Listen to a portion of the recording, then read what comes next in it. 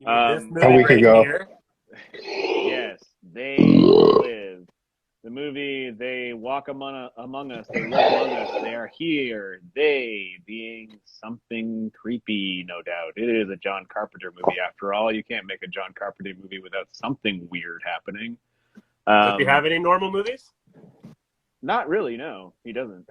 I think that he really enjoys making genre movies, and like that's his whole thing. Is like, I don't want to make this unless it has a weird premise. And a movie that will fit his music. Also, his awesome God, 80s. Yeah. His awesome 80s new retro wave, old retro wave music. That's all he does now is play video games and make weird music. Isn't he awesome at Fortnite? Yeah, he plays Fortnite. I think he plays like NBA 2K, whatever the newest one is. But anyway, yeah, he plays video games, he smokes weed, and he writes music, and he plays music with his band. He's a multi-talented man, I'll give him that.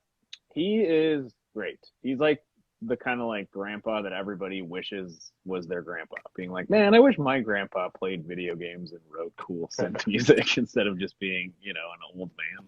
Actually, my grandpa was pretty cool, so I'm not going to talk shit about grandpas. I don't know about you guys. Anyway, today we are doing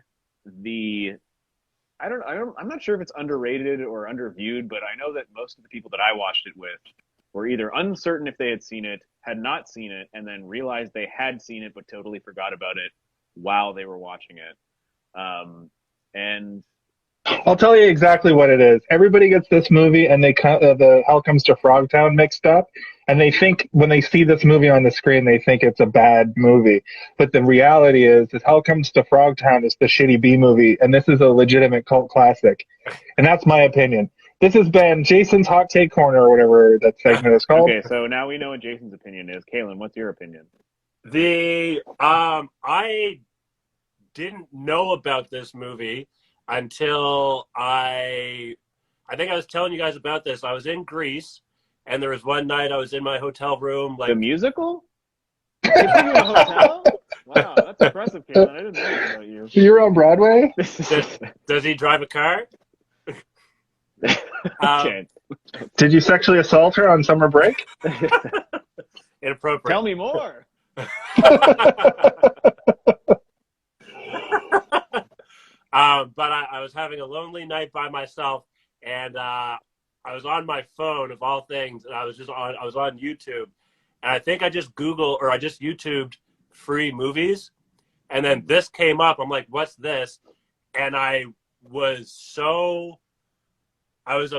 upset with myself that I never knew about it beforehand. I was surprised that it was for free on YouTube, or maybe it was just the region where I was in, and I was blown away at the subject matter and how, do people in the world not watch movies?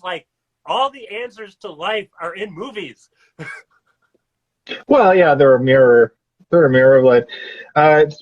Before we go on, I just looked at John Carpenter's filmography, and Haddonfield is where Halloween takes place, right? Yeah, I think so. If you count all of the shorts, all of the everything involving Michael Myers and the name Halloween, he's got 30 titles in his filmography that are Halloween related. I wanted to look that up before we moved on. Kalen, you're right. I think he only directed the first one. Well, no, but he wrote all of them except for Halloween 4, according to this. But there's 10 shorts. I don't know if that's true. I don't think he had that much involvement with the other ones. He made the music for the last two that came out. It says Halloween 2 written by, Halloween 3 uncredited, Halloween 5 characters. Oh, okay. Well, he's associated with 30 Halloween-related things. Here's what happens when Halloween movies get made. This is from his mouth. He says, I love when they remake my movies because I just hold my hand out and a check falls down and lands in it. Which is that's pretty great. So he doesn't have a lot of involvement with anything Halloween-related anymore. But it's based on his creation or whatever.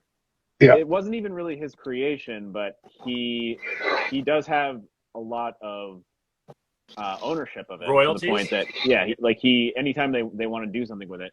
But I think the last one that came out, he actually did I think all of the music for both of those Like movies. Halloween Kills or whatever that new thing is? Halloween Kills, and I think the other one was just called Halloween.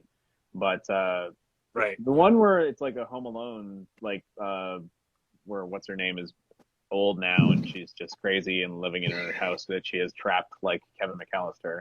She has the That booby one- trap Yeah, that basement one or was whatever. all right. The Halloween Kills, on the other hand, was a little bit very cartoony. It was kind of odd. Where I'm like, what is this? The whole town is like, we gotta go kill Michael Myers. Like, Just leave. yeah, just Just leave. leave. Go Why to are a you net. all still Let here him have the 40 town. years? He's been serial killing people here for 45 years, and every time he comes, nobody's ready for him. Mhm. And you know he's coming. He comes on Halloween. That's his Anyway. whole. Sorry, this is not a podcast about Halloween. This is a podcast Yeah. about day life. Is this even So- a podcast? Can we call this a podcast? I tell people it's a podcast, but That's a it's philosophy all- we're not gonna it's get all into right debatable now. At the end of the day. So John Carpenter did do the music for this movie as well. Yeah. I really like the music for this movie. It was maybe not agreed upon in the group of people that I watched the movie with that it was good music, but I was like, this is very appropriate for it was suited. the Yeah. movie. Yeah. Yeah. Well, it But- was pretty basic though. It was like ba bow bow, That bass riff. Well, and the marching I'll the get marching into it- drums. I'll get into it in a second because I think we haven't gone through our all of our first times watching. Right. My first time watching this was actually not too long ago. It was a few years ago, and I, up until that point, was not huge into John Carpenter because the Thing was very scary to me when I was a kid. Yeah. So I always assumed that all of his movies were just as gross and freaky. So I was like, I don't want to watch this. It's going to freak me out. Because John Carpenter made it, because his name is always at the beginning of the movie being like, John Carpenter presents. And I'm like, no, not him. No, He's it's gonna be he's the spaghetti spooky. monster, man. He makes the green spaghetti come out of people. So I was always really scared of him as a director. Even like after I had watched Jason and Freddy movies and all that stuff, it was John Carpenter that always was the scariest to me because I thought that he was the one who knew how to freak me out the most. And then When really it was Wes Craven who's the scariest. I was gonna say Yeah. Wes Craven. Yeah. he's the one who wants to continuously put himself in the movies and being like, and then I cut my own eyelids off and I'm riding around in a van with no eyelids. And you're like, Jesus, Wes. Wes, calm what do you? down. Damn, Wes. Yeah, what's wrong with you? But I watched a bunch of his movies when I was in my middling to early 20s, and I was like, oh man, he's actually dope as heck. And I watched Big Trouble in Little China, which has actually now become one of my most favorite movies of all time. Jason, you haven't And- seen that one yet, right? No, I'm excited for that episode, but It's been on TV in the background at parties, or I'm not afraid of kung fu movies. I just knew it's a classic and never got around. yeah, to I seeing don't it. want to talk about it too much because I feel like I'll fall into a hole of just talking too much about it. But it is very You good. It is a very talk good. too much about something. Yeah, I'm still trying to tell you about the first time I watched it. So the first time I watched They Live, it was bad. I thought it was bad, and I was like, "Oh, this is a bad movie." And then When I you watched say it. bad, do you mean production-wise or like? No, I don't think the everything? production is bad at all in this movie. I think it's actually quite good. The story. I just thought it was it was too simple for me. I was like, this is a simple tale for simple people. This is so stupid and dumb. Everything that they're trying to say is obvious. Why is this a movie? This is so And dumb. then the pandemic hit. Yeah. No. And then I watched it again a few more times after that, and I was like, you know what? It's almost kind of beautiful in its simplicity, and it's what makes it great. Because you don't have to sit there and be like, man, Big Brother, 1984, everything is crazy. It's just like, Yeah. no, yeah, they're clearly making those statements within it, but at the same time, they're not trying to hide it from you. It's just all in your face, being like, this is just as in your face as anything. It was the 80s. but- Yeah, it was the 80s, but this had been done several times before. It was like they were making just a very basic idea without trying to say anything. Invasion of the Body Snatchers has a similar message vibe. Especially the original one, especially where everybody's conforming and they're all brainwashed. That, he wanted to make a movie like that is like, the government is corrupt, obviously. I want to make a movie where a Terminator-style character comes in and fights the government, but the government has to be monsters, because then it's too weird if they aren't, so let's just make them monsters, literally. And also, we don't want to make the guy who's coming in to be an unstoppable force, so let's make him like an everyman, or like a wanderer who's like anybody can sort of like carbon copy themselves over top of. Like in terms of mentality, not in What's terms that of you physicality. So like when I eventually watched it a few more times, I was like, you know what, this movie is like pure enjoyment. Like that's all you're doing is watching it for the one-liners, for the performances of Keith David and Roddy Piper. Keith Davis, the best. All the day players and all the other like tertiary and secondary characters, they're acting well. Like everybody is giving decent performances. There's not really anybody in the movie who you're like, ugh, you're acting. But like even when they're saying this like crazy ham-fisted dialogue, you're like, well, whatever. It's believable for this crazy, stupid world that they're inside of. I do have a counter for this movie. I made a counter, but I'm not going to tell you what it is until later, because I want to know if my counter can be added to during this discussion. Oh, interesting. Yeah. The first time I saw this movie, didn't like it. I think the third time I watched it, I was like, yeah, this movie is growing on me. And then watching it this week, I was like, yep, this is a good movie. I like watching this movie, and I would watch it again. I would watch this movie again probably three more times. 3 more times before I watch Halloween 1, because Halloween 1 is really boring. Halloween 1 is so boring. Well, do you mean, are you talking about Halloween 1, or do you mean Friday the 13th? Halloween. Friday the 13th is fine compared to Halloween, but Friday the 13th is also a snooze fest. Confusing. The first Halloween is amazing. We talked about it in October, and I hated it. I hated it. I never want to talk about it again. I want to watch Halloween 2. Hate it. Next year, the sequels.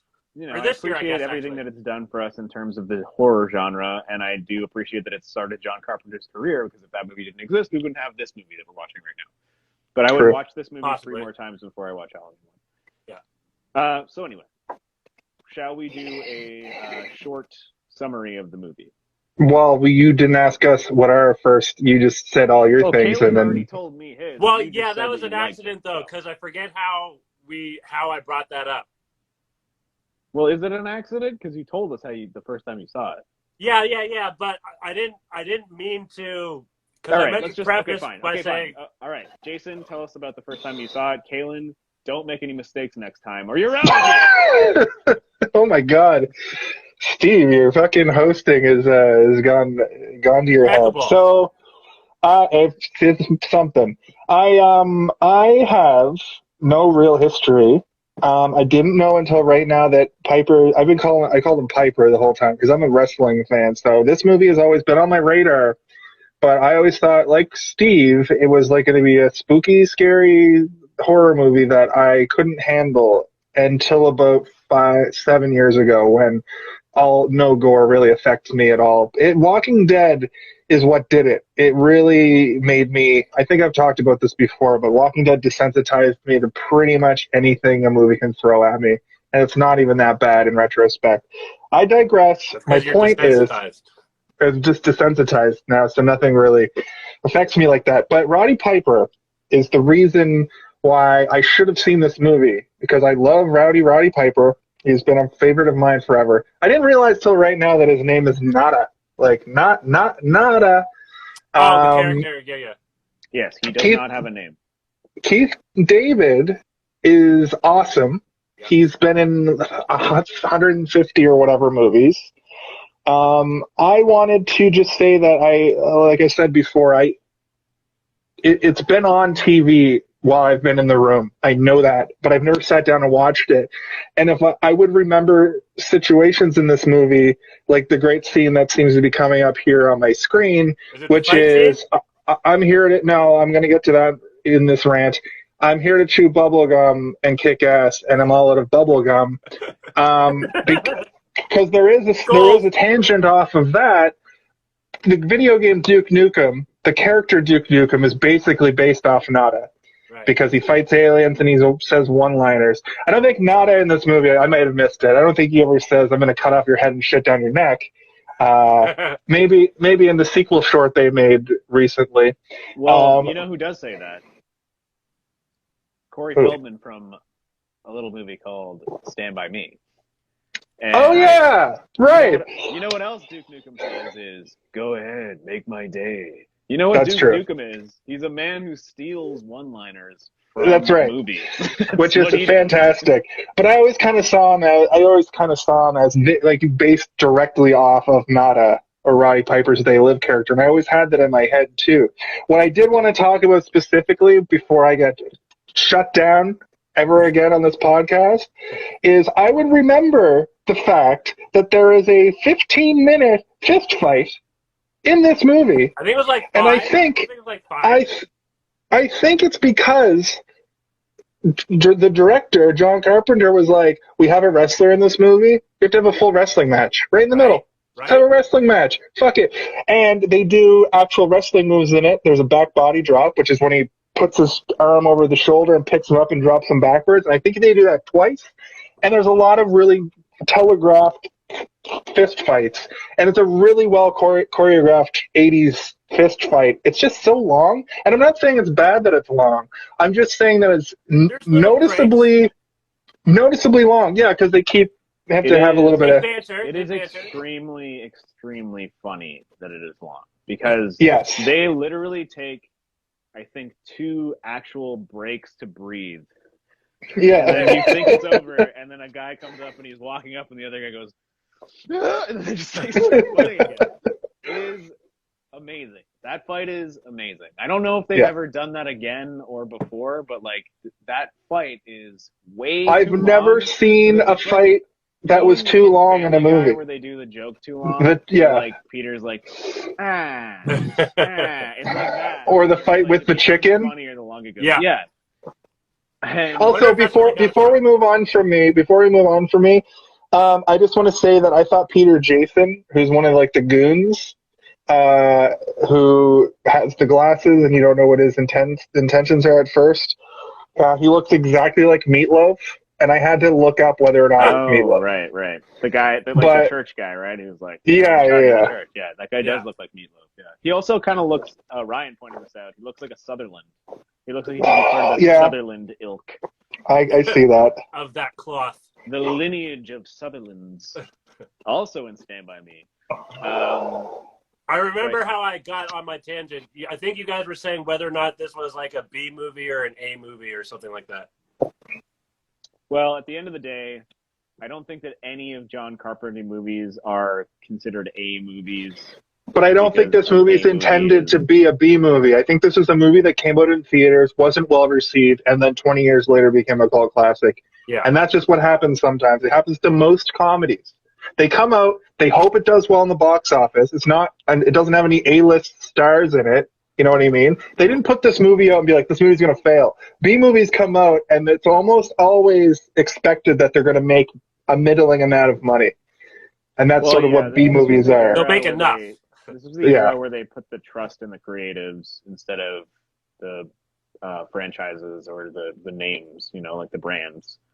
Nowadays, it's like, let's remake everything, and the only stuff that's being made originally is not being financed. And John Carpenter came into the studio one day, so let's slap his name on it, like how Ready Player One is Steven Spielberg presents. But Steven Spielberg, that movie was like Ready Player One, for example, was like, that's a book. So he went into the book that's already been proven to be extremely profitable, and a lot of people read that book. So them making that movie is like, oh yeah, if Steven Spielberg's directing it, it's going to make us a lot you. But he didn't direct it. He came in just he was there. Yeah. Sorry, are you talking about Spielberg? Yeah. He directed Ready Player One. No. There was like a main director, and actually, then he was I think I was watching some. I think. No, wait. Are you sure? I'm 100% sure that Steven Spielberg directed Ready Player One. I think you're right. Yeah, I think you're right, Steve. I know I am right. I have it on DVD. I'm pretty sure I was watching the special features where he was He was giving direction to the actors. Okay, Because he's the director of the movie. That's why you're right. Look, I don't know why I thought that. I thought that he had a. I'm pretty sure he has put his name on things. The And reason like that his they crew needed to do him to direct that movie was because he has so many favorites in Hollywood, and the only way that they could put all of those references into that movie is if Steven Spielberg was the one directing it. Yeah. So Yeah. he came in and he was like, "We got to get the DeLorean, we got to Yeah. get Chucky, we got to get The Shining," and Steven Spielberg can do that just based on his clout. His name. Anyway, the difference between Steven Spielberg and John Carpenter is that John Carpenter wrote and directed this movie, and he came in and he still did the score. Yeah, he has his name on for all his everything. movies because it saves him money. He's like, why would I let somebody else make the score when I know exactly how I want it to sound and I can do it myself, and it'll save me like $200,000, which I can then just put either back into the movie or onto my paycheck at the end of the movie. Yeah. I don't think that that's how it works. I'm pretty sure it just goes back into the budget of the movie. I think that he signs a contract saying I make this for directing, and then I can also make this for composing, or I can put this into the movie. And I believe he usually puts it into the movie because he's one of those guys that tries to squeeze every dollar out of his flicks. Well, here's a little fact for you. Keith David played Goliath on Gargoyles. Whoa. Rewind. What was the question? Yes, he did. There was no question. I was just making up for my horrible lie. Well, I mean, didn't you just say that you played Halo 2? Keith David. Yeah, no, it's true. No, he's the Arbiter. I just played as the Arbiter. That's what I was doing before I came here. So, yeah. It's great. You play as the aliens now. He's also Captain Anderson in Mass Effect, and who's who? Who? He was on Community. David. Keith David, his buddy. Fights forever. He was on Community in those last couple seasons. Yeah. Mm-hmm. Played Goliath on Gargoyles. I think is that true? I yeah. Think that's real. Yeah, he was Goliath. Yeah, my dad, when I was a kid, used to tell me that it was James Earl Jones, and I was like, even as a kid, I was like, that sounds racist, right? I was like, I didn't say that sounds racist, but I was like, that's not true. And he's like, it is. And I'm like, it's a different man. And he's like, no, it's not. I'm like, it definitely is a different man. And now as an adult, I'm like, remember that time you told me Goliath and Darth Vader were the same person? And he's like, no. And I'm like, well, you did. You did tell me that, all right, Dad? That's like saying Keith David played Simba's dad, Mufasa, in The Lion King. Both of them. Okay. Anyway. Yeah, to my dad, all gargoyles and lions look alike. Yes! I'm here to say... Yeah, I said it. That was horribly racism. So, they live. Shall we do a little bit of a summary to this movie? Synopsis? It's so simple. It's the most simple synopsis. I know, it's really easy. Take it away, Steve. I can do it. Okay. Take it away, Chase. So, a man... We can't talk at the same time. A man with no name wanders into a town off of a train, I'm assuming, because there's a train going by, and then once it finally goes by, he's like... Did you notice right away in that scene, it's like he was... I know it's implied he got off the train, but it's like action, and he just starts walking, and I thought that was funny, and I thought it was going to be stupid and bad. I thought it was going to be indicative of the movie to come. You know what? I didn't, because the train leaves, and then he starts walking.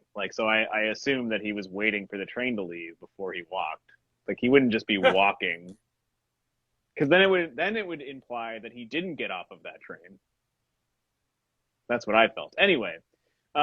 So he goes to a job, sort of like a supplementary job application place where you go in, like a job agency, and they're trying to find something for him, but the old lady is like, we don't have anything for you. And he's like, I came from Detroit, or I can't remember exactly where he came from, but she looks like she's like the whole time. You're in the big city now.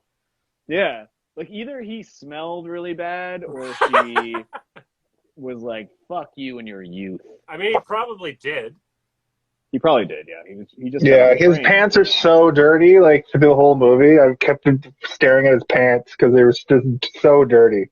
Yeah, and then we cut to him, and he hasn't found a job, so he's watching TV through somebody else's window as they're watching TV with the volume loud enough that he can see it. And then he is caught off guard by. Oh wait, no, this happens later. Sorry. Before that happens, he sees a preacher in a park preaching to a bunch of people about people that are influencing everybody, and it's very like student filmy, where they're like, they're watching us, they're telling us what to do. It's like a blind preacher, and you're like, oh man, all the tropes. I love it. And then he goes to the construction site that I believe he was meant to be sleeping in the night before. I think that's what was implied, because he goes and he talks to the foreman. The foreman says it's a union job, so he goes to talk to the steward. Okay. The steward gives him a job, I suppose. But No. That's not what happened. He goes, I want a job here. And the guy goes, where it's a union situation. Then they cut to the illegals. And he's like, why don't I talk to your steward? Say that. You cut me off. I was about to say that. Okay. And I wasn't going to say illegals either. Jesus. Migrant workers. Sorry. But Yeah, so I didn't. I thought you were gonna. I thought you had that wrong. I apologize, Steve. No, he says, Migrant? He says I'd like to. I'd like to talk to the steward or whatever. And then he looks over, and then he sees a bunch of people that look like they're day workers that have been picked up at a Home Depot or whatever. And he's like, "This is not a union job. You guys have illegal people working here or whatever." And then the guy is like, all right. But also he said he has his own tools. He's clearly jacked. Why do you not want this guy in your construction site? Because his pants are dirty. Yeah, and then he takes his shirt off, and all of us are sweating a little bit, being like, I need to fucking dab my collarbones with a silk hanky over here. Roddy Yes, I'm a Piper. heterosexual, but Roddy Piper, the thing about Roddy Piper that's interesting is in this movie, he's the most handsome. 10 times. He's the most handsome, and he's the most jacked person you've ever seen. But when you put him next to Hulk Hogan, he looks like a small man. He looks like a tiny, petite man. And that's the fucked up thing about wrestling and why Roddy Piper never got a fair shake. And I think Roddy Piper should have gone to Hollywood full time because he's a good enough actor to have done a bunch of these movies. But I think he did this, and then Hell Comes to Frogtown, and then they were like, ugh. You know what, though? I definitely agree with you in like the most earnest way possible, because like you look at Hulk Hogan's movie career, and he had like a way longer and probably more fruitful career. He wanted to be what The Rock became, though, and he never reached those heights. Well, The Rock nailed it. No wrestler except for The Rock has done that, so like, we can't. Well, Batista's close. Batista is he's not there. He is not The Rock yet. He's not The Rock. No. He's in his league. No. But He's more of a character actor, though. The Rock always plays himself. Batista's a character actor. You watch Blade Runner 2047 or whatever, and Batista is in that movie, and he's believable and good in that movie. Whereas if you were to put The Rock in that role, you'd be like, what is The Rock doing here? The Scorpion King in this Blade Runner movie. Anyway, so I agree with you, Jason, because I think that he's not a great actor in this movie, but I feel like he has enough within it in terms of his acting chops that he could have become better. Like he's on par. Acting classes, and he's on par with Stallone, Schwarzenegger, Van Damme, where they're not like great actors, but they fill a particular role and they can say the lines. Yeah. Arnold Schwarzenegger is not a good actor. He can barely speak. Well, Arnold capitalized. Stallone's all right. Okay, Stallone's all right. I don't even know. He's no De Niro. Arnold over Stallone, actually. No, he's really no De Niro. You're right. Anyway, I agree with you. I think that he could have become a Batista. He could have become a character actor where he just was in stuff, and maybe that should have been his focus rather than trying to become a Rock or a Hulk Hogan, being like, I'm going to be the next movie star. He should have just taken small roles as stuff here and there. Because that's what Batista did, right? Like, he didn't try to become Man with the Iron Fist. I think he was in that. Anyway, yeah. He's Drax. it's almost disappointing because you watch this movie and he's the lead in this movie the whole way through. He's the main character and he's not bad. Like he's not great, he's not good even, but he's not He bad. barely says anything in this he movie. It's a lot embodies of the face character, acting. though. Who that Yeah. character's supposed to be, he embodies. Absolutely. That's why I think that while Duke Nukem does steal lines from people, I think he was based off of this character because of the stoicism and the Why don't they make a cockiness. Duke Nukem movie? They don't stop They making don't Duke even Nukem want to make a things. Duke Nukem video game anymore. That's How would they good. make a Yeah, movie? they don't want to make Imagine a. bring it back. Make a movie. No. All the kids are psyched. It and would then star make The these Rock. games and then It you would get get. money. It would star The Rock, and it would get a 1% on Rotten Tomatoes. Okay, that's what they would do the with Duke Nukem. one-liners would be hilarious. It needs to star Arnold or Roddy Piper. Well, Piper died No. like 5 years ago, and Arnold Schwarzenegger is, Also, you know, I'm gonna old. say that like visually he was based on whatever that guy's name is. Arnold? Drago. Oh, okay. The Yeah, Russian he guy. wasn't. I don't think Dolph he was based Lundgren. on Roddy Piper or anybody in Hey, particular. that guy's still alive? I think that he was based on a bunch of tropes, and they just like drew a trope, made all of his lines from movies, and like Duke Nukem became this sort of like amorphous blob of action. Okay, fair enough. But what I will say is the video game for Game Boy, Bart versus the Space Mutants, was a direct parody of this. Was Oh, it They Live? a direct parody? Yeah. Yeah, he gets a pair of sunglasses that allows him to see aliens, like the people who are aliens in town. Well, then you're right. Oh my God, they're aliens! So we didn't finish our summary. He then gets a job at the construction site. He befriends Keith David, but not really. He doesn't trust Keith David. Yeah, Keith David reaches out a hand, like kind of extends an olive branch to be like, come with us. Actually, that's not the right.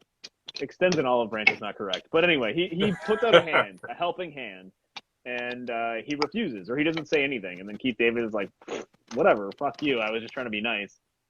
Leaves, and then Roddy is following him down the street, and then Keith David eventually realizes, and he's like, "Why the fuck are you following me? I don't like it when people follow me." And then he's like, "Well, I don't join up with anybody until I know where they're going." And then I don't show up with people unless I know where they're going. And then Keith is like, "Turn up." All right, cool. Yeah, that's actually kind of cool. You're a pretty cool guy. Now I'm like, I was staring at you all day with your muscles and your pickaxe. And they go and they go to like basically a shanty town, and you're introduced to what was his name, Jason Butt or something? The priest or whatever? Not the priest, but the guy who looks like Sutherland, or he looks like Meatloaf. Oh, Garrett. Oh, Jason Garrett or Gilbert. Sorry, my shit died. I had it pulled anyway, up. his first name is Jason. His last name is maybe Garrett or Butt. We can't remember. I think his last name is Jason, actually. Oh, you'd like that, wouldn't you? Maybe his name's Jason. Anyway, I tucked my shirt into my jeans. He's like fixing a rocking chair or some shit in the back of a truck, and you're like, what is this guy doing with these bits of chairs? And he's like, we could use you if you could need us, or sorry, if you need us, we could use you as well. Go fix this shit. And then he's like, okay, I'll stay in this shanty town and fix things for people. So he has like another job basically, which is like earn his keep within this small shanty town, which is kind of cool. It feels sort of like a video game almost. Where you're like, oh, okay, you can stay here, traveler, but you need to find the giant rats that are eating our children and kill them. Ding, ding, ding, ding, ding. And like the campground like area. Yeah, and then he explores it a little bit, and there's like these three guys that watch TV all the time, like this outdoor TV, and they're always just kind of sitting there doing nothing. And he, at this point, is starting to realize that there's something going on, because like the TV signal goes weird for a moment, and then there's this man being like, they are broadcasting at the highest towers all over the city, and then everyone's like, oh, my head, my brain, I need to look at stupid dumbass game shows more. This is hurting my brain to see this man on TV. And he also seems to be affected by it. And then we kind of like flash cut to the night. Well, they get dinner and stuff or whatever. That doesn't matter. And then he is realizing that the man who's broadcasting on the TV comes back, and then you see the priest, the one that you saw earlier, and he's like mouthing the exact words that the guy on the TV is saying. And at that point, you're like, oh, something's going on. This is becoming a science fiction movie and not just a movie about a man wandering around being homeless. Interesting. So he gets a little bit weirded out, but he also notices that the church that the priest is standing in front of has choir music coming out of it in the middle of the night. And so he goes and asks that guy, the Sutherland / Meatloaf, in the morning about it. And he's like, you guys went pretty late last night. And he's like, yeah, well, you know, they let us use their kitchen sometimes. And he's like, till 4 in the morning.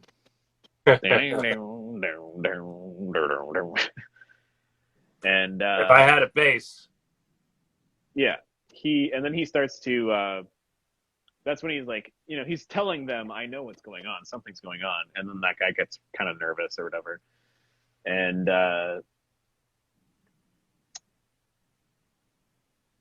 okay, where do we go from here? Yes, then he starts to investigate the church, and then he finds that they're not actually singing choir. They have speakers set up to the windows and everything to make it sound like there's choir practice happening, and he finds that there's like this sunglasses construction happening on all these tables, and then he leans into a wall, and the wall breaks, and he finds all these boxes, and at the same time, these people are having a conversation being like, the signal's not strong enough. We got to get a stronger signal to get it out there to all the people.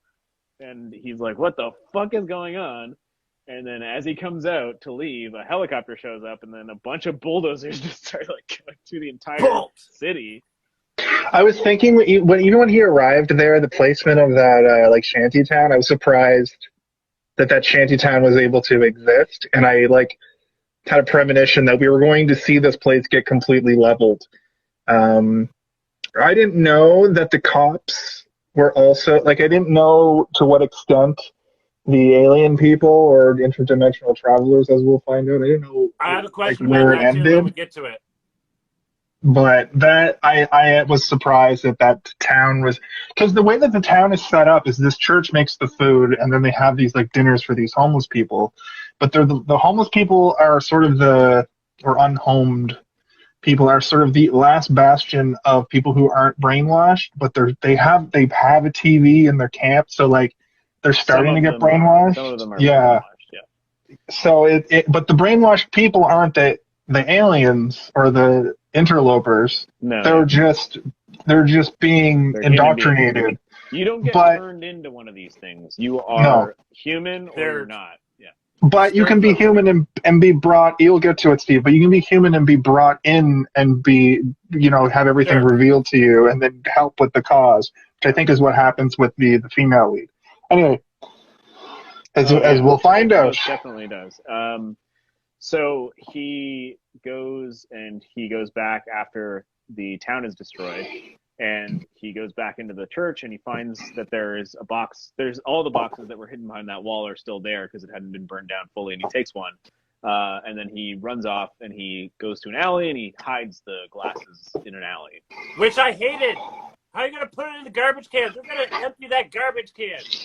Yeah, but he was desperate. Part later, like they did that specifically to have a fun garbage can moment. Like that's why they did it. Okay. But yes, illogical and stupid. But I think that he thought, like, I'm in San Francisco or LA, sorry, and like this place, it sucks. They probably don't have garbage. They probably don't even clean their garbage. Or I'm gonna put I'm gonna see what these glasses are about, and I'm gonna, now that I know what they do, I'm gonna stash them here, and I'll just come back for them soon. But then a whole second act starts happening. What's today? Tuesday? No, I don't think that he knew. Is this what garbage they did week yet, or is this green he took bin one week? pair. He took one pair out, right? And then he put the rest in there because I think maybe he was like, "This is evidence. I need to not have this." And he took one pair and he wore them. And then that's when he figures out what's going on because he walks out, everything's gray. Then he looks up and he sees like the obey and like he starts seeing everything. Consume. consume, obey, breed stay and asleep or something like that. reproduce, breed and Buy, reproduce. marry and get married, reproduce. He sees there's like a Playboy, and he looks at it and says "jerk off" on it, and he's like, "What?" That's a lie. I wish they showed that. That'd be hilarious. I know. I kept thinking about it because they kept showing like porn mags at the tops. I'm like, what do those ones say inside of it? Like jerk off, and the next page is like jerk off harder, like jerk off twice in 3 days. Anyway, so he has an interaction that he's very confused about, where all the magazines in the magazine stall are just words, and then he sees a guy buying a newspaper, and then he turns, and the guy has like a weird skeleton face. Yes? I have a question. I'm not sure if this is the right time to ask it, but why would the alien buy that? He's just living his life. Or just the aliens are here. They're just here and they're living their life. But so this is what I thought about it, because it's like later in the movie they say they colorized our life. We see what they want us to see. Yeah. And it's like when you take it off, that's what you're actually, or when you put it on, that's what you're actually supposed to see, which is like everything is gray. Like we're like dogs or whatever. I know dogs don't see in black and white, but like it's almost like they like made our life more vibrant to overwhelm us, where our real vision is like seeing stuff in black and white. Right. But my theory to that is that like you have to have these elite people interacting in some small capacity with us, like the idiot humans, to show that like maybe we can become one of them one day. If we're buying a magazine, and to add, same magazine stall, then... To add to your theory, there's certain places where he would go where there would be more regular humans than aliens, and then he'd go into a bank. He'd go into a bank, and it was like mostly the aliens. Why are they working at all? Well, like Steve is saying, they're trying to keep up the appearance of everything is fine. Just live your life and consume. Mm-hmm. Yeah, they're trying to affect our planet without fully doing an alien takeover, like laser beaming our buildings and stuff. They're just like, if we just come in and integrate slowly, then maybe one day we can take off the glasses, and then we'll all know, and then we'll all be friends. But they're here to steal from us, basically. Like there's also the signal that's happening also keeps us from seeing their real faces. And that's what's happening. So I don't know necessarily, because spoilers, at the end when the signal's jammed and they can see them, they're in color, right? So there's a lot to think about what's going on here. But I don't think you're supposed to. It is. That 1950s black and white look is definitely paying homage to 1950s horror movies, like Invasion of the Body Snatchers. So I feel like you're supposed to just take this at everything that you see in this movie. You're taking at face value. You're not supposed to think about it. This podcast might actually be doing a disservice by breaking things down so much. Because I was sitting there like, I don't know if you're supposed to break this movie down as much as we're going to. You're not. Well, what do our viewers want? Well, I mean, I have my ticker, and I'm just wondering if I'm going to be able to add some more ticks to it before the end of this. So curious about this ticker. I know, it's probably has something to do with something I say all the time. Paranoid. or maybe I'm kind of doing it on purpose because the movie is sort of about him becoming super paranoid of the world, but I think it's funny. So yeah, I might be wrong about the colorized thing. I have sunglasses somewhere, but I'm not gonna go find them for this. I forgot. I don't have Ray-Ban style glasses. I only have aviator style glasses, and that doesn't work. So anyway, we get through the movie to the point that he finds out what's going on, and then he runs away, and he goes into a grocery store, basically, like a produce store. It's not even like a full on like grocery a market store. Yeah, it's like a fruit and vegetable sort of like side market thing. Yeah, and everybody working there is human. I think except for one person that looks like they might be working there, but I'm like, I can't tell if this guy's working here or if he's like supposed to be like quality checking or something. He's like, these don't look right. But you call this a he then finds the old woman who tells her that her face looks like it was dipped in cheese dip or whatever. And then that one. I love that one.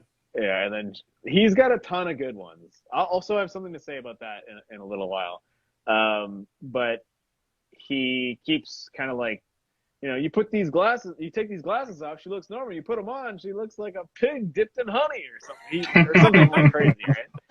And then she's like, we've got one who can see. And then he falls over and runs away. And then the cops come. The cops are also the skeleton people. They're they. They're they. They walk among us. They live among us. Doth thou?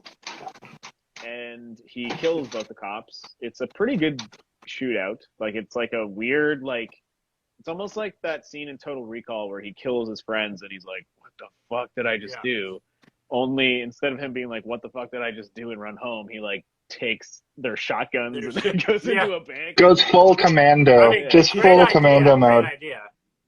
And he says the classic line, the Duke Nukem line, and he just starts blowing everybody away. And I think this is him testing the system. It's almost like, if somebody, I know we've talked about before, the theory that we all live in a simulation or whatever, but if somebody was to test that theory and be like, I'm only going to shoot the aliens and see what happens, and then he does it, and then it's like all the humans are running away, and he doesn't kill anybody who's not an alien.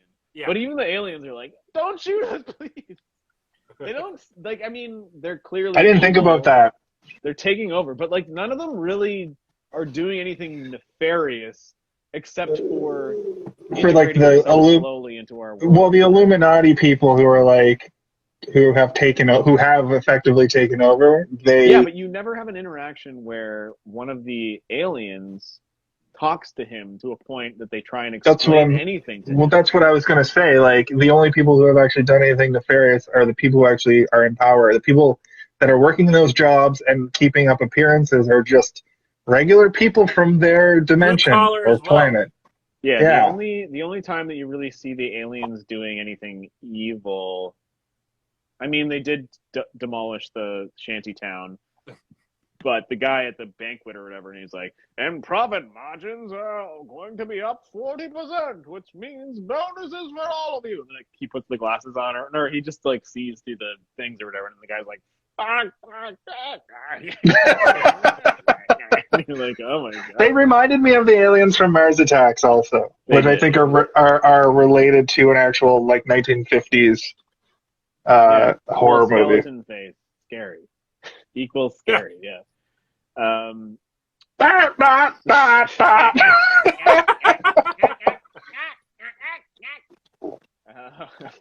Apparently, it was the same guy playing all of them as well.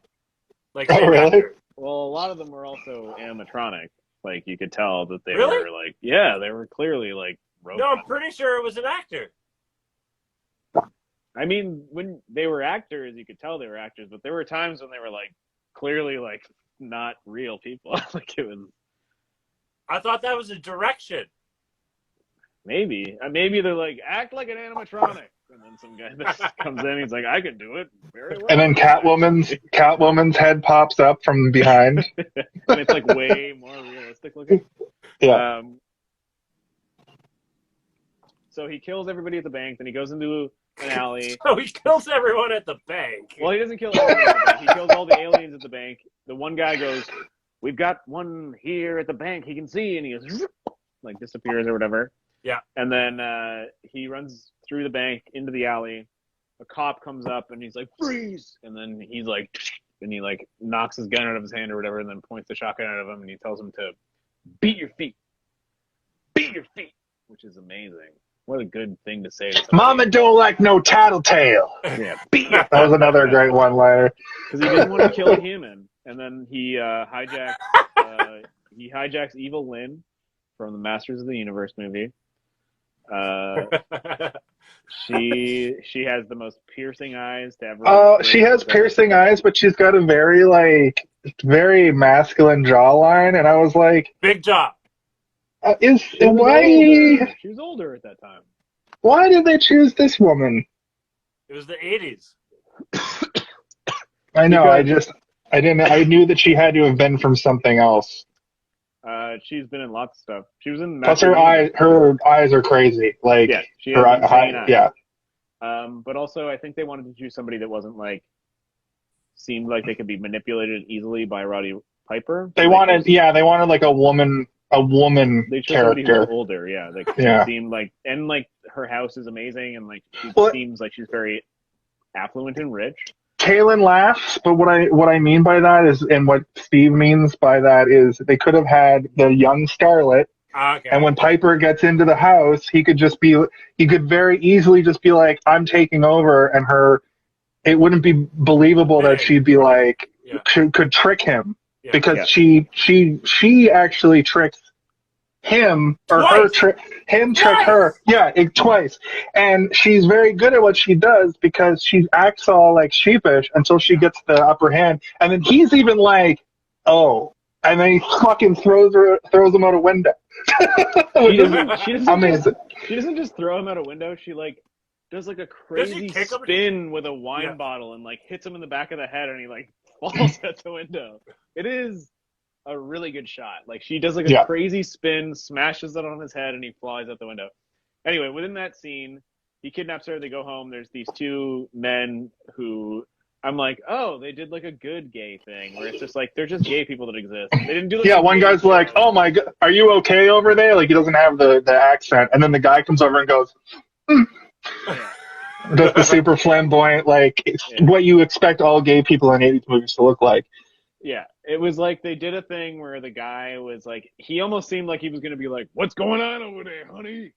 Yeah. Sugar cheeks. You all right there, sugar tit? And then like the other person comes out and is like, taking a man home at 3 p.m, which I enjoyed and I liked a lot. They take him inside. He explains what's going on, maybe too much. But then you get the reveal that the glasses, when you wear them for too long, they make you like high, kind of like where you're just like, oh, you like a headache or a migraine or something. Yeah. Where he said, he's like, these things are just as good as drugs. Hell to come down. Oh yeah. You know, like when you're wearing them, you feel alive, and then when you take them off, you're like, whoa. Well, that's the thing. That's I was thinking about that after he reveals that, because I was like, everybody who has these glasses on is all coked out of their mind, basically. It's kind of an allegory for cocaine in a way. Like you do coke and you see the world for what it is. It was and then it was the 80s. And the come down is dizzying when you take the glasses off finally and you go back to normal. And that's, he's an 80s wrestler. People are like, "I don't want to do it, man. I don't want to put them on." And I thought it might have. I thought there was like a bit of a glasses up my nose, man. Keith David didn't want to put those glasses up his nose, man, so he decided to fist fight instead. But he gets thrown out the window. He loses the glasses. Then we get a cut scene where she's like, "Yes, I'm okay," and I'm like, "Did you say cut scene?" Well, it's a cut to another scene. No, I know. But it's a movie, so the whole thing is a cut scene. Like a video game. A quick time event as Roddy was falling. Yeah. Like, tap so he rolls. Yeah. B. And he goes and sleeps under a bridge, I think. He falls asleep in an alleyway. Yeah. And then, looks like an alleyway under a bridge. And then he goes back to the alley to the glasses. He goes back to the construction site to try and get trash in LA. Keith David to believe him. He's like, "Listen to me," and then Keith David's like, "Get the fuck out of here, man! You're fired. You can't just come back here." I told you I didn't want nothing to do with you. Yeah. I'm Keith David. Glasses. It'll make you look so cool. And then we skip forward to him in the alley in the garbage truck. He goes in the garbage truck, gets inside, finds the box of glasses, gets one pair. For some reason, the garbage truck dumps all the garbage. I really don't understand that. I didn't understand that either, no. And drives off with Yeah. Yeah, let's not dwell on it. It doesn't make any fucking sense at all. Like, I don't know why that happened. Maybe somebody who's a garbage, like a refuse officer or whatever the fuck we call them now. To our viewers out there, please send us your comments. Yeah, refuse officer. Refuse. I refuse. It didn't make any sense to me that they dumped all the trash, but I was like, maybe the lever he threw. Well, like, it wouldn't have been automatically dumb does if he that didn't unless open you it. press Like, a he button did or open something. it, I don't know. but it didn't make sense that they just opened it. What are you disagreeing about? Me? No, not you, her. Who's her? Haley. Haley Maggie. What do you disagree with, Haley Maggie? You're being put on the spot by three podcasters. What do you disagree with? Did you watch this? Do you disagree that a garbage It man has would taken dump us his so load? long to get through the simple plot of Oh, the this movie. podcast is over in 5 minutes, but we're going to keep talking. Anyway, so he gets the glasses. He tries to put them on Keith David. They fight for literally 5 minutes, and it's the best thing ever. Yo, 10, Keith it was David 15 was minutes. great in It this had movie, to have by the been. way. It wasn't 15. It was. I think it's. It was like 5 6. minutes and It was 5 like 6 seconds. minutes. It's a very long time. It was at least 8 minutes. Ugh. I mean, I'm finding if you out. have a computer next to you, look up how long. I'm looking it up. I'm going to watch it You're in the real guy time. at the desk or the computer or whatever. I'm the guy at the computer. I'm pretty sure it's 6 minutes. Oh, they say the name of the movie first thing. Oh, Kaylin, you did I dropped the miss ball. it? When did they Well, say they it? don't say it. It's just the name of the movie is like spray painted, Yeah. It's Oh, pretty yeah, on and the then it that's wall. not becomes the usually name of the what I mean. movie. I think it's just as good. I did. I'll allow it. I did see the spray paint, and thank you for bringing that up because I actually, while watching it, I didn't like I saw that, but I didn't hear it, and I didn't make a note of it. And actually, I'm a little ashamed of myself for not making note of it because you're right. It's like it's not there, but it's like right there. Okay, he falls out. He falls out of the garbage truck at 55:07, That's not when the and fight then starts. no, give me a second. And Wait, Keith are you David, scrubbing through it to do math? Look Keith it up. David. No, I'm gonna find. When does the fight start? When the first punch is thrown? Yeah. Yeah. Okay, so No, Keith you know David's what? I would standing say there. when Keith Confrontation. David throws the money into the box, that's when the No, fight when he starts. throws the sunglasses. When he throws the sunglasses. Okay, he throws the money into the box at 55:32. Okay. Okay. That just happened. Now let's find out when this fight ends. Wait, are you gonna watch the whole fight? Do we No, have I'm to gonna watch scrub. it for 6 minutes? He's just like, all right, they're punching. Okay, no. Okay, punching. I'm at the 5 minute mark. It's been six. Okay, it's been 5:32. Okay, that's 1:32. That's 6 minutes. Okay, they're still fighting. So that's Haley, 6 why are minutes. you mad at garbage men? Okay, it's 6 minutes. 6 minutes? Okay. I mean, fine. Happy in between. I mean, you said 15 minutes, and I was like, It felt like 15 minutes. maybe you This kept felt like rewinding it. You're like, I gotta see that again. no. It felt ridiculously long because the fight It is. scenes No, are but usually Jason, short. what you said earlier, because Roddy Piper's a wrestler, and they kind of made it like a wrestling extravaganza, kind of like event or spectacle or whatever, right? Like it reminded me actually of being at like a wrestling match, and because it's not just like boom, boom, boom. There's a little bit of banter and stuff and shit, Yeah. right? Like. No, yeah, totally. That's what I'm saying. It was really like I'm watching. I just finished Cobra Kai season 4, and I've deduced that that TV show, is pro wrestling. It's so good, and it's pro wrestling, and I relate it to this fight directly because the fight choreography was so good, and I'm so like on like what's gonna happen, and it felt long just because like didn't feel long in that it was going on too long. It felt long in that most 80s action movie specifically fist fights.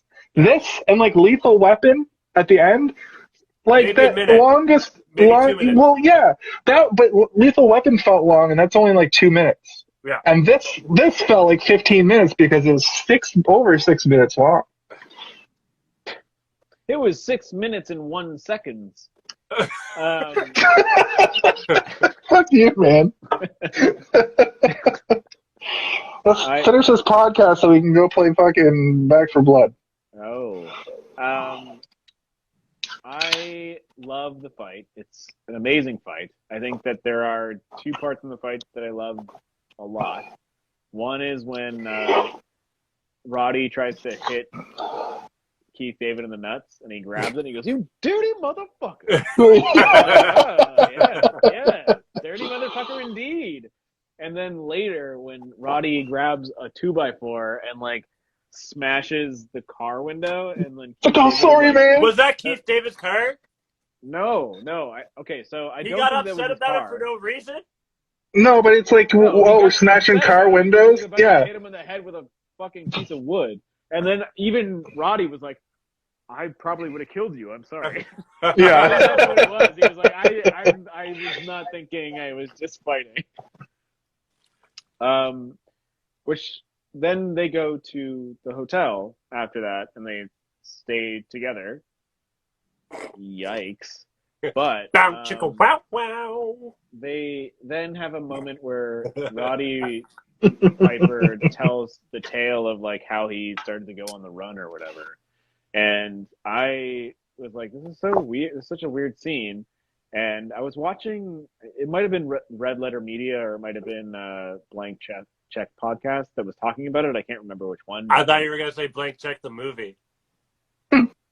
No, I will never. They have a breakdown of the movie. They have a Anytime I break. say Blank Check, I am referring to a podcast that is much better than Blank Check the movie. Blank Check I is just especially watched that fucked movie up. today. It's a great movie. Blank Check. That movie is fucked up, dude. At the end, when the girl kisses him, and she's like, "Call me when you're older." Like, what are you doing? Who wrote this? I love I'm gonna that. just go ahead I and love stop that as a this kid. right now. No more mention of Blank Check the movie. Also, the kid tried to steal $1 million from some stranger. Hey, man, he was poor. He wanted. I think he just So anyway, wants a remote control car or some shit. This is something I wanted to bring up a little bit earlier as well, but I'm going to say it now. The scene where he tells Keith David how he left his town and how his dad like would beat him and stuff, and how he left when he was 13. Yeah. And he like never looked back. That's all true. That's all. Oh. To Roddy. To Roddy, yeah. Yeah. That is a true story. And like they had written stuff for that scene, and Roddy was like, No, he You made mind his if own I- backstory. "What if I just like make this mine?" And they're like, "What do you mean?" He's like, "Well, I have a story that I could tell." And then he just like told his own story. And I think they changed the ages and stuff a little bit, but like it wasn't unbelievably different. It was like instead of him being 13, he was 15 or whatever. And it's like, holy fuck. But like all of it apparently is true. And you're like, If you want to hear a crazy story about a wrestler, watch the Dark Side of the Ring about Jake the Snake from the same era. He also had a fucked up upbringing.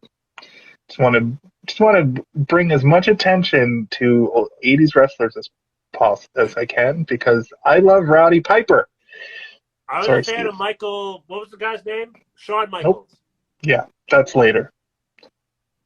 no, that's the Lorne Michaels is the guy who invented SNL. That's before. That's earlier. Are they related? No. So this is the other thing. Shawn Michaels' real name, it's going to blow your mind. Shawn Michaels' real name is Michael Hickenbottom. A lot of those lines that are left up to Roddy Piper to say in this movie are things that he wrote down in a notebook that he would carry around with him on set. For wrestling. Yes. And he would just have it on him, but he would be like, these will be good for the movie. And John Carpenter looked through it and he was like, holy heck, these are great. This one? Yeah. These are great. This one.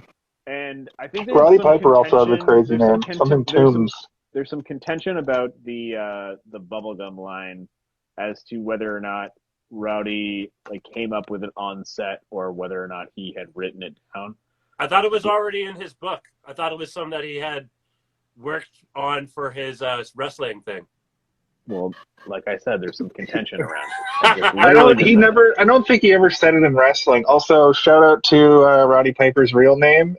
He could have played the Vulture because his name is Roderick Toombs. Ooh. Which Roderick Toombs, like Toombs, like Roderick George Toombs sounds like an old-timey Western cowboy, but also if that's not the best wrestling name you've ever heard, what is? I don't know. It sounds like he could take on the Undertaker. They never fought. They never wrestled each other. He should have used his real name for wrestling. Do you want to hear more about wrestling, Steve? I know you love it when I talk about wrestling. So the line was also in that notebook. And also, you better put these glasses on or you're going to have to start eating that trash can. Also in the book. Eat a trash can? Like eat out of it or eat the whole can? No, like the Ghost Muncher. Ah, yes. I don't know if you guys get that reference yet, but you will soon. So anyway, the movie Why, goes new on. Ghostbusters They movie? eventually get to I don't know. a banquet hall, or no, they go to like a weird like secret meeting after that guy shows back up again, Meatloaf. They steal his watch or whatever. Tonight. And they go there and they give them contact lenses instead of glasses, and they're like they're better, and you don't get as fucked up from wearing them. And then that woman shows up again, the crazy blue-eye woman who hit him in the head with a wine bottle, and she's like, "I'm so sorry about what I did." And he trusts her. And then as they're about to like make up, like the whole wall just explodes. And they fly across the room, and then they get into a crazy gunfight, and that guy from Lethal Weapon, the torturer, shows up for a second. You see him? Yeah. Pops out. I liked this scene a lot, not just because of that guy, but because the whole lead up to the wall exploding, everybody's like, yeah, we're ready to fight. We're ready to fight. We're going to fight. We got grenades. We got guns. We got AK-47s. And then the wall explodes and nobody knows how to fight. I loved how they were they were pretending, they were putting on airs to pretend that they were ready for this actual invasion by a military force. And they all just shit the bed so fast. Classic. It's realistic. That kind of thing to me is real. When there's a group of rebels and they lose to a horrible militant force, that to me is a lot more realistic than Luke Skywalker going and killing all the fucking stormtroopers with barely any. That's because they're a terrible shot. Yeah, but that's, I guess if you want to go into it, he uses the Force, and they are like second or third generation clones at that point. But this isn't a Star Wars podcast. Are Boba Fett, right? No, the clone troopers are Boba Fett. No, the clone troopers are Boba Fett's dad. Or Jango. Technically both. Technically both. The stormtroopers. Clone trooper of I thought that's where the stormtroopers came from. They're all. No, but the stormtroopers can be different people. No, the stormtroopers are just. Yeah, they're just people. Yeah. No, because episode fucking 4, 5, and 6 are after 1, 2, and 3. So that army came from that army. Well, there might be some clone troopers left around. A couple of generals who are like, we survived a lot of wars, and now we're your captain. But now they just decided to recruit. They recruited, they're not because in episode 7, the masks come off, and Finn is an African American man. He is not. He's not. That's episode 7, 8, Django. 9. That's like a whole other universe, basically. That's like a multiverse thing. All canon to each other. No, it can't be. No, for now it is. Until they decanonize it, which they will. In the movies, they literally say they abduct children to and make them stormtroopers. Order. Yeah. In which movie do they say that? Force Awakens. Yeah, exactly. That's they're a part of it, but at the same time, not a part of it. No. They also say in that movie, maybe we should have just done another clone army. Yeah, exactly. They're trying to fucking sweep it under the rug is what they're trying to do. Also, I watched the Red Letter Media on Force Awakens last night, Skywalker, Rise of Skywalker, and they made a good case. More titles? Hold on. The Force awakens my soul to the unending broken star of the Death Man.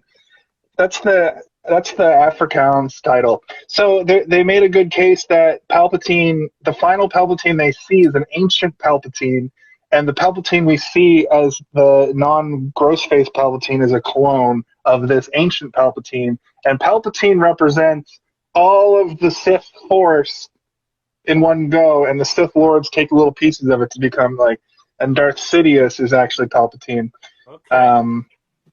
They said a lot of things about Star Wars that I was like, because Red Letter Media is my go-to. They almost made me hate Ghostbusters Afterlife, but I I said, thought you no, loved it. no, I would still love it. But I they think almost swayed they me. also have I like them a lot, but I think that they have like a way about them that is abrasive and they don't care. So they're not. Jay is very cynical about literally everything, and he only likes high art like films and horror movies. No, I don't think that's true. He liked The Last Jedi. He talked about how much he liked The Last Jedi a lot of times during it. But then in the he liked a lot of stuff in the 2016 Afterlife, or not Afterlife, Ghostbusters maybe. Oh, the ladies. Yeah, he talked no about he reneges on that so hard in this Afterlife because How'd they he's almost sway you? How'd they almost sway you, Jay? I watched it. I know we watched the same thing. I don't want to talk about another podcast on our podcast because then we're getting into exhibit But territory, maybe and they'll like also us if we do. Hey guys, Maybe they'll we'll never be see this. friends. anyway, Mike, I don't know how to say your last name, but I think it's like Wazikowski. So hello, So Klasa. so Klasa. Mike's so Klasa. Jay Hunter. No, that's a different podcaster. His name is Steve, Jay also, Bowman. I like your hair. Jay Bowman. What? I like Steve's hair. Oh, I thought you were gonna say you like my hair. I like your hair too. I'm having a good hair day. You're having a great hair day. You have an awesome hair beard combo going on. I got it done professionally. All right, can we wrap this up? Whoa! I don't even think we're close to wrapping up yet. No. I thought we were getting close as well. Anyway, they go into a hole and they find out that guy that was watching the TV, who was like, I love watching TV, is now like a weird rich man who's like, well, now, boys, you need to dress the same. That guy was one of the bums, right? That guy was one of the bums Yes, from Bumtown, yes, right? Yeah, okay. One of the bums from Bumtown? Caleb, Yeah. Jesus Christ, dude. I'm the wild card. And then he takes them through. He gives them a tour of the LA alien base, I guess. And then eventually they start shooting everybody. Him and Keith David make their way to the roof, and then we find out again that lady with the amazing eyes is evil, and she shoots Keith David in the head. He gets to the roof. He shoots the transmitter. It destroys the transmitter.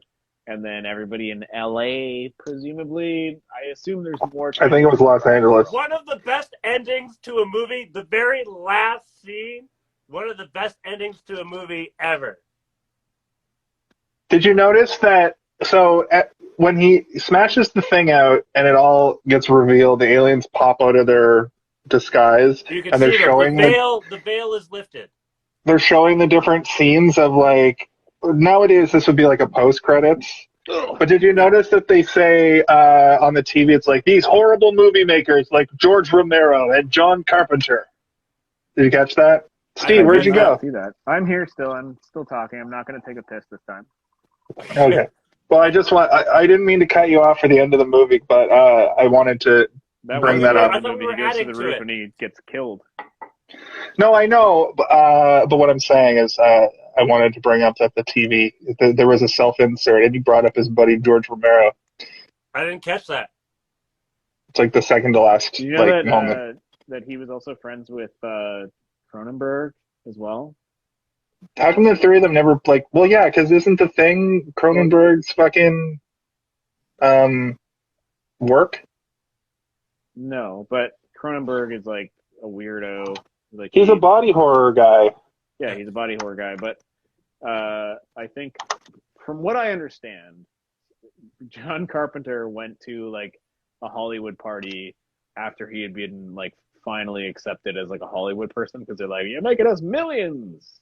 Hey. And then he went to a party and Cronenberg was there, and Cronenberg had just made one of his like fancy movies or whatever, like his not as like super nasty. Not Dead Ringers or The Fly. What's it called? Yeah. Oh man, I watched The Fly the other day. Oh man, it's Jeff Goldbluming again. And I think Cronenberg like just like didn't give him the time of day sort of thing at the party. And then that's when John Carpenter was like, oh fuck this. Fuck Hollywood. This is so stupid. Like, I have to be a person. It's that a I'm certain not. mentality. Yeah, and imagine you don't have that mentality and you go to a party and everyone's just treating you like shit for no reason. And you're like, what? And they're like, yeah, you made that the movie with the scissor finger guy? And he's like, no, that was Tim Burton. He's like, which one did you make? The other scissor finger guy? He's like, no, that was He Wes turned Craven. into a fly, okay? No, Cronenberg was like the one. I who just was want to paint being pictures accepted. too. Anyway, I don't know how the story went. I wasn't there. Well, I always felt like John Carpenter. So I have a weird story about John Carpenter that I'd like to throw in here, where my buddy Ben was over. Ben has a movie podcast. He's a movie podcaster as well.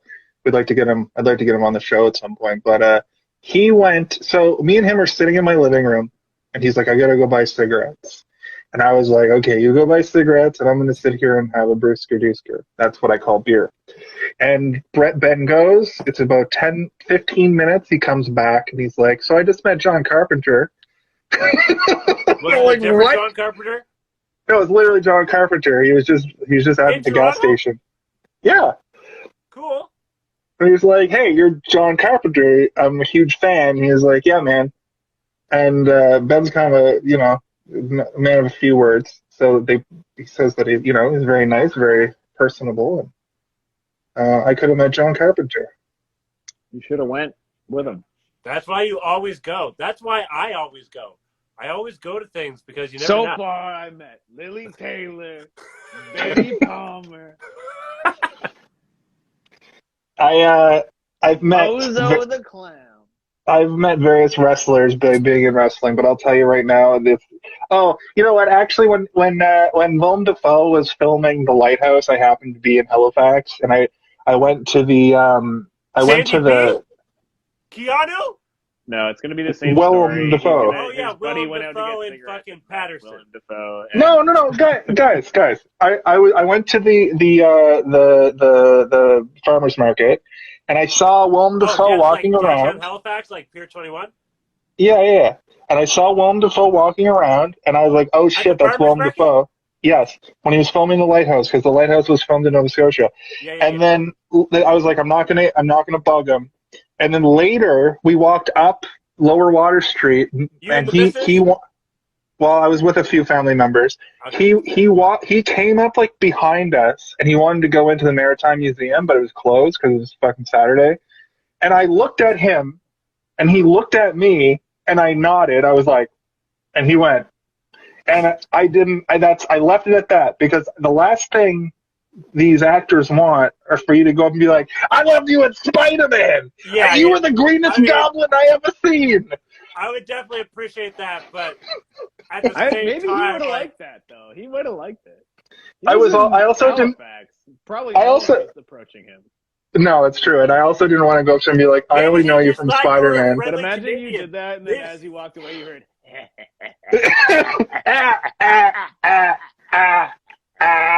I got you, Spider Hero. Like, wait. No, he kills it. He kills it in Boondock Saints. Yeah, I know, but I didn't have it on my brain at the time. I was like, "Oh fuck, it's the Green Goblin." I wasn't like, and then later I was like, "Oh yeah, that Lighthouse movie is filming here." And that movie rules. I love The Lighthouse. Did you see it? Was it good? The movie is good. You've never seen The Lighthouse, Kaylin? Come on. What's it on? On Prime. Get Prime. Is it on Prime? Yeah, it was when I watched it. I can bum Prime. That prime time William Dafoe butt. You see I that can bump thing? some For an Prime. old man, he's got a nice butt. Holy heck. He likes to masturbate. Can I say a little something here? Yeah, sure. Go ahead. As much as I like this movie, I like the message behind the movie a million times more. And what is that message?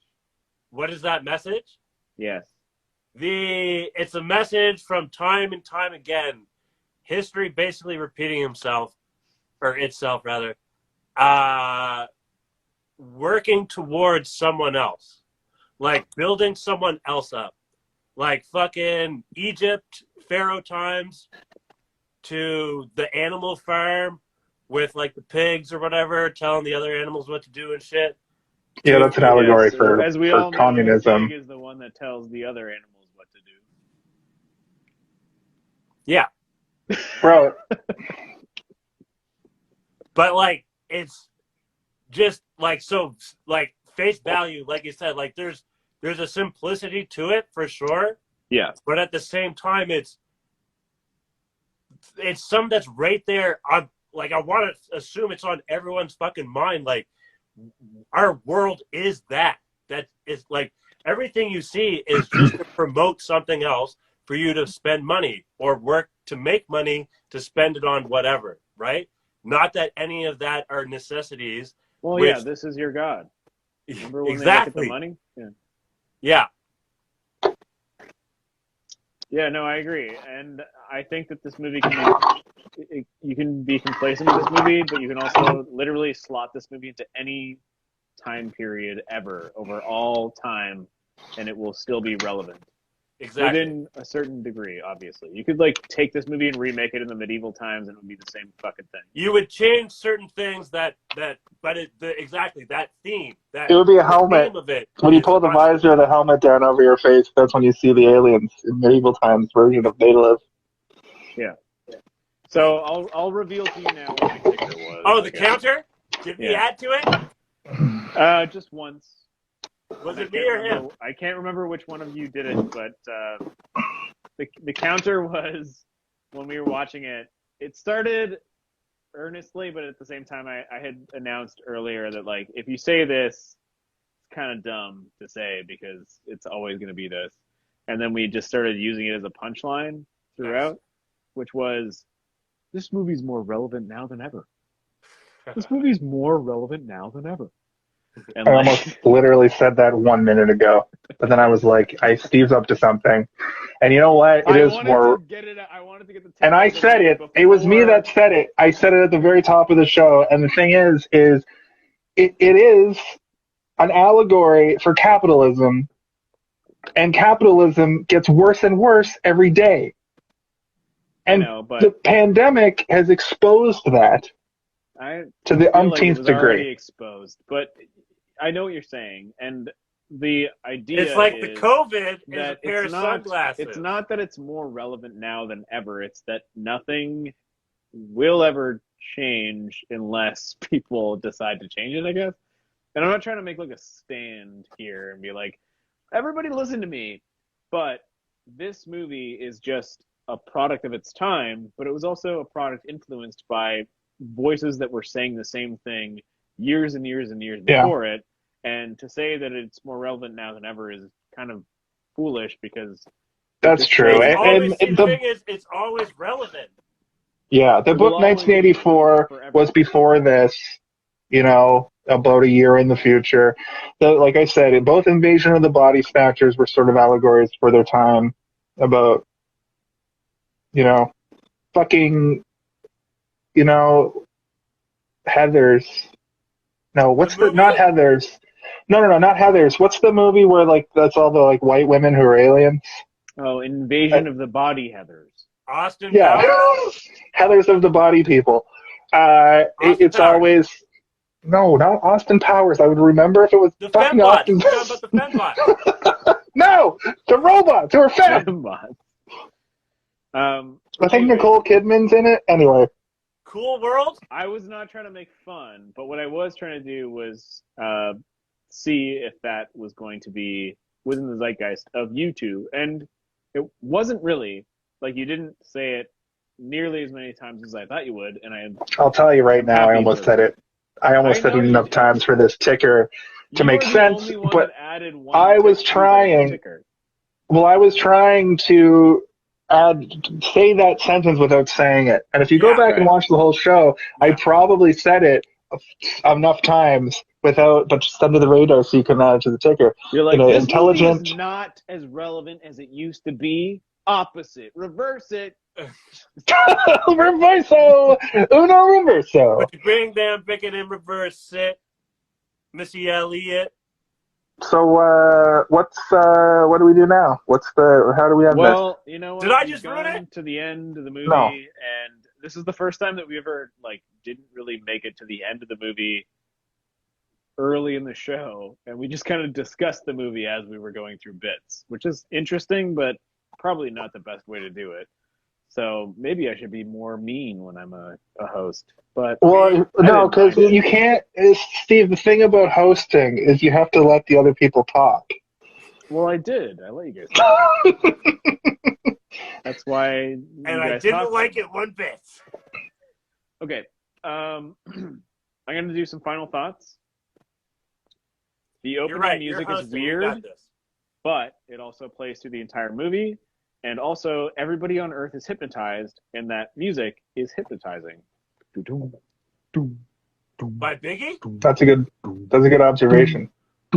Everything about it seems like they're trying to hypnotize me with that music. The priest touches his face, and I went, COVID! And then I was like, let me touch your face. And I was like, no. Don't let that happen. Hill houses with tubes holding them up in the most earthquake-ridden area of North America. Why? Yeah, also in Grand Theft Auto 5, the thing with the V that holds up like the balcony, in Grand Theft Auto 5, you pull one down with a single car, and I believe you could probably do that with these things.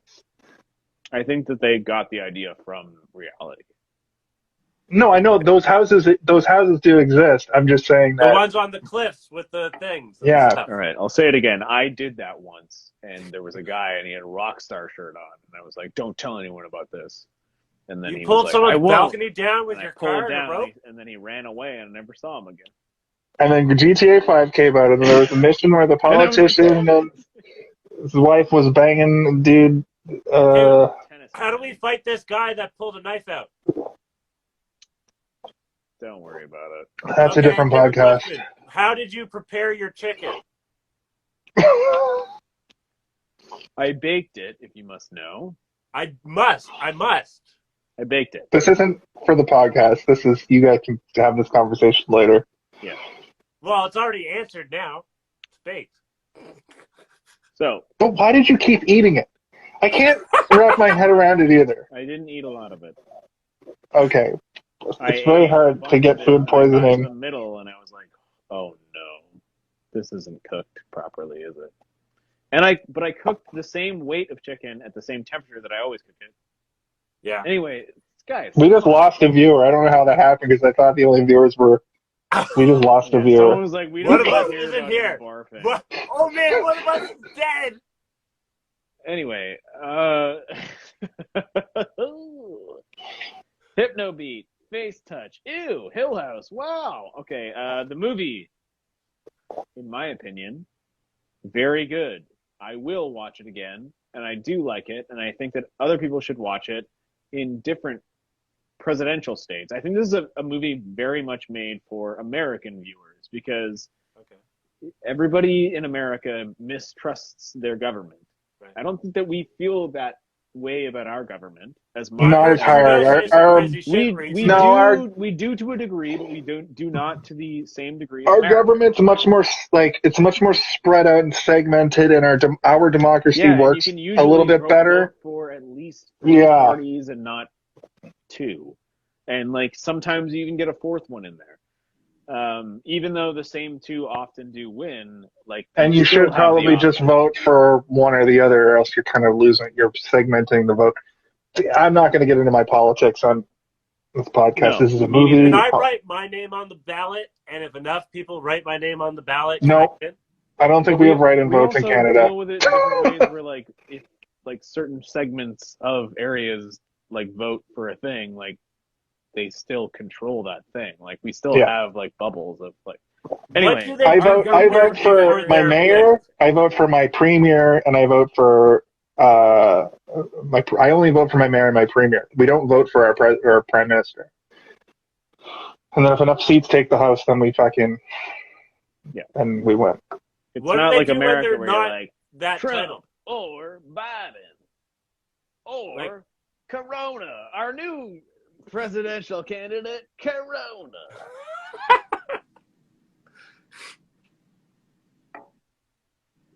We lost all our American viewers, but we gained an Australian viewer. Yo, I hear the Truth. toilet goes the other way. Is that true? Anyway, so the movie, They Live. Yes, thank you for showing it.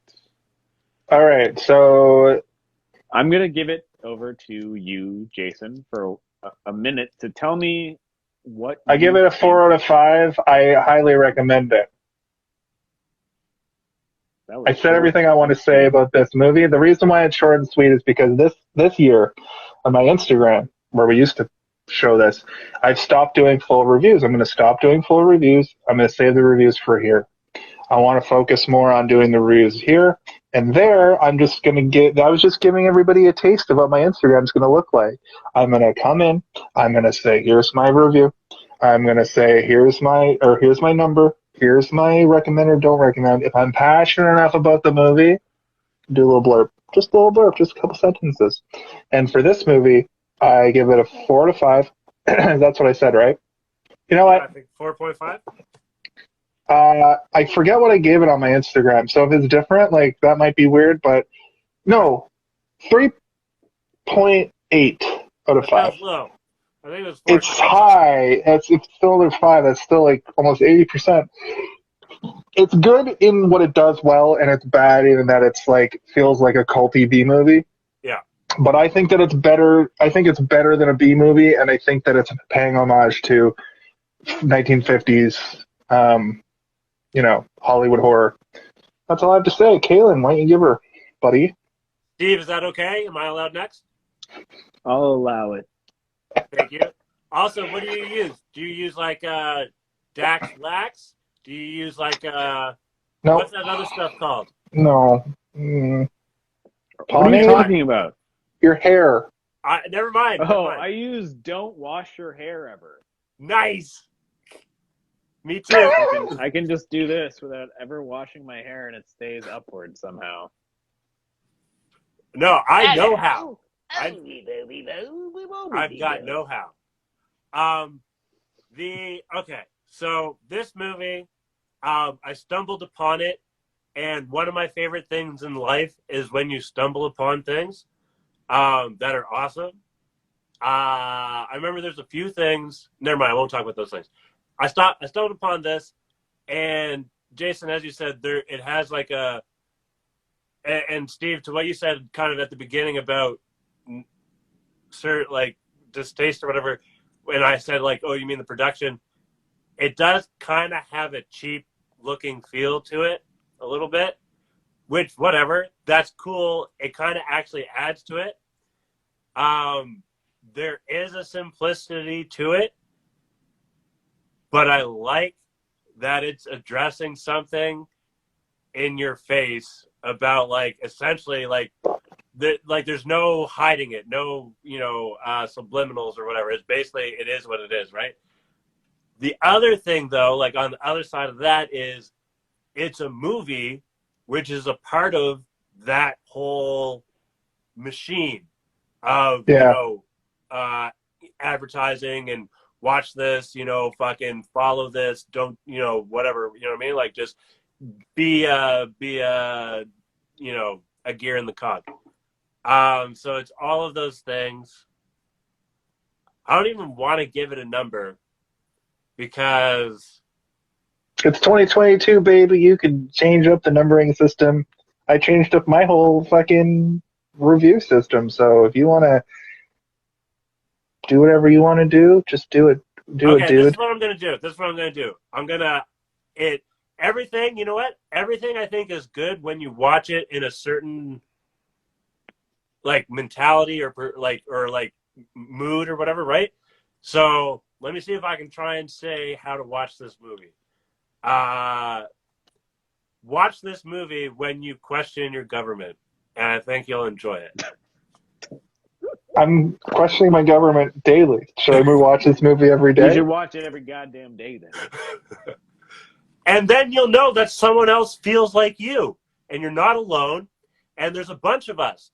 And in all honesty, really, we as a collective should be running shit. But who am I? I think that we're a little closer to Children of Men than They Live. So, Is that a movie? have you not seen Yes. Children of Men? Oh, is that the Oh one where my they can't have God. babies? Yeah. Yes, it is. I can't have a baby either. Why not? I have a penis. Oh, I see. You can You see still what have a he did? baby with a penis. You No, can- he did a you can- switcheroonie. All right. He did a Anyway. switcheroo ski. Okay. Hey, did you So- see this one? No, what? Steve didn't do his thing yet. Or no, wait, are we all done? Well, we come to the end of another episode of Hey, Did You See This One? And as much as I'd like to rant and rave about They Live, I'm not going to. I'm going to say that I appreciate this movie for its simplicity and its surface value. It is something that you can watch as a 13-year-old and think, oh my God, the world isn't what I see it as. Or you could watch it as a 33-year-old and think, oh my God, I shouldn't get vaccinated.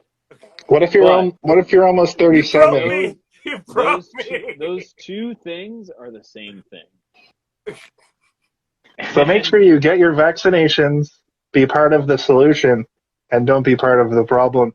Anybody that wouldn't get a vaccine is totally brain dead and doesn't have a thought in their brain.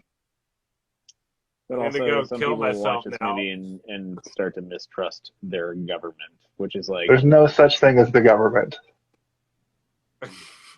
I didn't realize that when you were doing your final thought that I could just continuously respond to everything that you said. I didn't realize you were doing your final thought. I apologize. am. And I'm sorry that I said Kalen was brain dead. And he has many thoughts in his head. Apparently, they're all wrong. I think this movie is very good, but I think that in the wrong hands or the wrong eyes and the wrong mind, this movie could push somebody to foolish thoughts. But Like Catcher in the Rye? Can you guys stop interrupting me while I'm fucking talking? I'm adding. I'm not interrupting. I'm adding. Do I have the power to mute you? Let me see here. You Just might, kidding. actually. I'm not going to mute you guys. No, I think this movie is, at the end of the day, I'm going to say it, more relevant now than ever. Ding! And it does sort of show us what we are capable of, but at the same time, it shows that people are shit. Like, most people are shitty human beings. And, like, everybody who's offered the ability to go to space and become rich, they basically take it, except for these two guys. And I love that. I love that so much, because the entire movie, I mean, not so much Childs, or his name's not Childs. That's his name on the thing. Keith David. I don't know. Nada Frank. is Frank. Craig. His name's Craig? Frank. With an F. With an F? Frank. Frank. Frank. They were saying Craig, and I was like, Craig? Craig? With an F. And I was like, Krev? Krev doesn't make any sense. Frag? Krev. Am I pointing the right way, by the way? You are not. Am I pointing the right way? Yes, Jason, you are pointing the right way to whoever you think you're pointing at, but you are pointing in the right direction. Steve? Kalen. Hello. Yes, you're pointing the right way. There you go. Anyway, this movie made me appreciate Roddy Piper more than I thought it would. Roddy, And, you should go watch some of his promos and his matches, mostly his promos, because he was probably the best to ever do it when it comes to promos. Showmanship? Like talking in wrestling. Yeah. What's that Sorry, called? Steve. I never know when you're gonna end, so I have to get my words in if we're gonna keep talking. I haven't even started. I'm just Oh my God. everybody keeps fucking talking over me. Okay, anyway, Roddy Piper, great in the movie. Keith David, very good in the movie. The movie itself, surface level bullshit, but at the same time, we love it because it's more relevant than now than ever, because it'll always be relevant, because nobody's ever going to fucking change anything. So it's always going to be relevant. And that is the crux of what I wanted to say, and that's what I've said.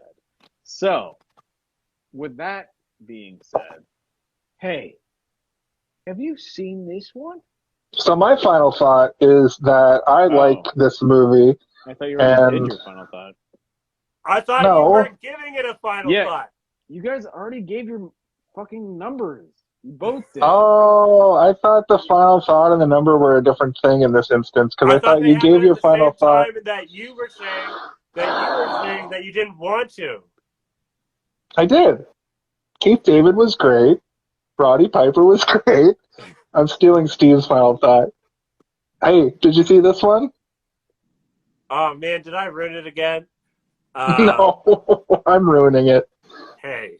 Steve's mad at me. Look at the disdain in his eyes. Yeah, but he's got wicked hair, though. Oh, did he mute himself?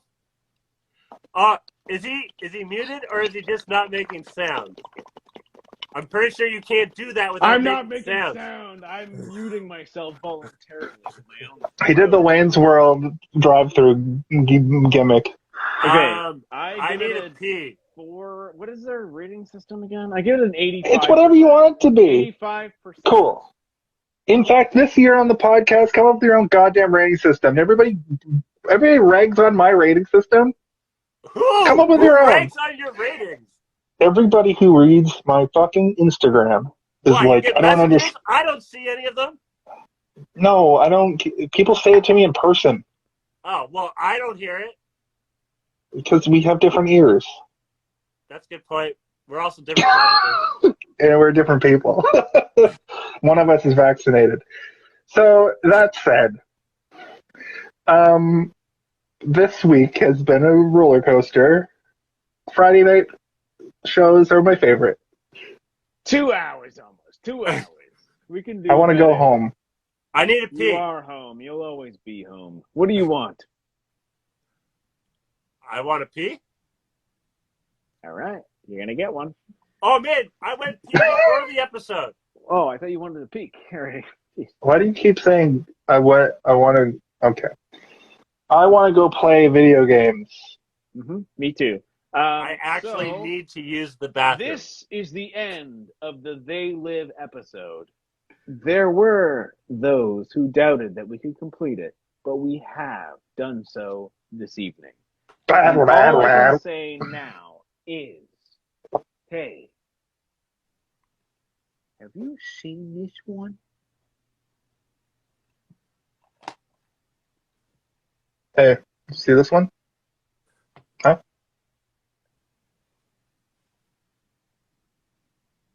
Hey, did you see this one?